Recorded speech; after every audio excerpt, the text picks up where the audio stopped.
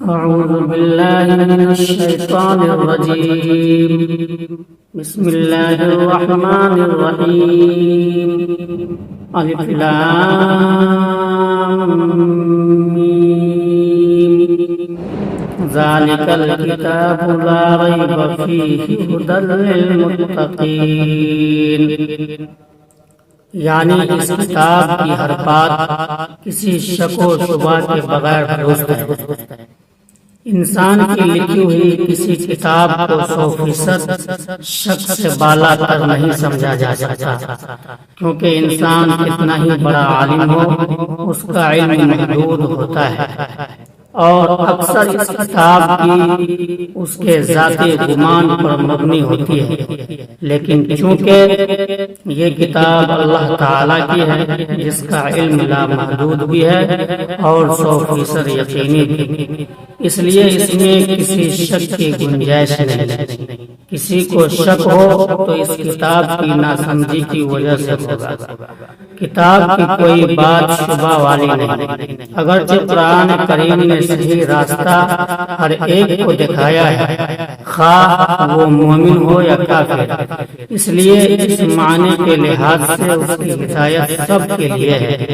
لیکن نتیجے کے اعتبار سے دیکھا جائے تو اس ہدایت کا فائدہ انہی کو پہنچتا ہے جو اس کی بات کو مان کر اس کے تمام احکام اور تعلیمات پر عمل کرے.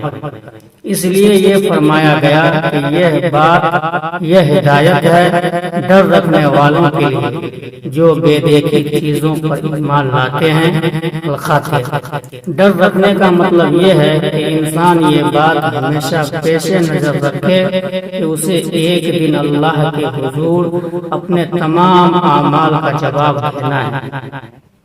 لہذا مجھے کوئی کام ایسا کرنا چاہیے جو اس کی ناراضی کا باعث ہے. اسی خوف اور دھیان کا نام تقویٰ ہے. بے دیکھی چیزوں کے لیے قرآن کریم نے غیب کا لفظ استعمال فرمایا ہے.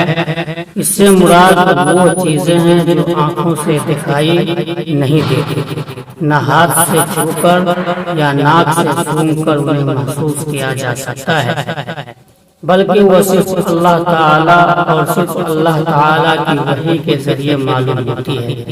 یعنی یا تو قرآن کریم میں ان کا ذکر ہے یا آن حضرت صلی اللہ علیہ وسلم نے وحی کے ذریعے وہ باتیں معلوم کر کے ہمیں بتاتی ہیں.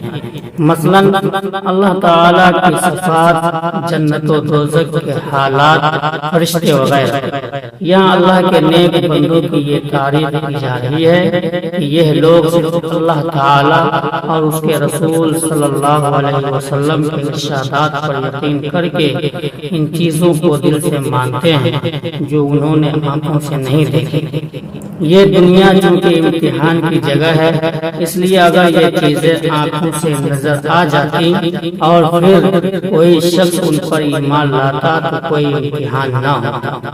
اللہ تعالیٰ نے ان چیزوں کو انسان کی نگاہ سے پوشیدہ رکھا ہے، لیکن ان کے وجود کے بے شمار دلائل مہیا فرما دیے ہیں. جب کوئی شخص ذرا انصاف سے غور کرے گا تو ان باتوں پر ایمان لے آئے گا اور امتحان میں کامیاب ہوگا. قرآن کریم میں بھی وہ دلائل بیان فرمائے ہیں جو انشاءاللہ آگے آتے رہیں گے. ضرورت صرف اس بات کی ہے کہ قرآن کریم کو حق طلبی کے جذبے سے غیر جابدار ہو کر پڑھنا چاہیے، اور یہ خیال دل میں رکھا جائے کہ یہ معاملہ ایسا نہیں ہے کہ اس میں لاپرواہی برتی جائے. یہ انسان کی ہمیشہ کی زندگی کی بہتری اور تباہی کا معاملہ ہے. لہذا یہ ڈر دل میں ہونا چاہیے کہ کہیں میری نفسانی خواہشات قرآن کریم کے دلائل ٹھیک سمجھنے میں رکاوٹ نہ بن جائے. اس لیے مجھے اس کی دی ہوئی ہدایت کو تلاش حق کے جذبے سے پڑھنا چاہیے اور پہلے سے دل میں جمے ہوئے خیالات سے ذہن کو خالی کر کے پڑھنا چاہیے تاکہ مجھے واقعی ہدایت نصیب ہو. یہ ہدایت ہے ڈر رکھنے والوں کے لیے کا ایک مطلب یہ بھی ہے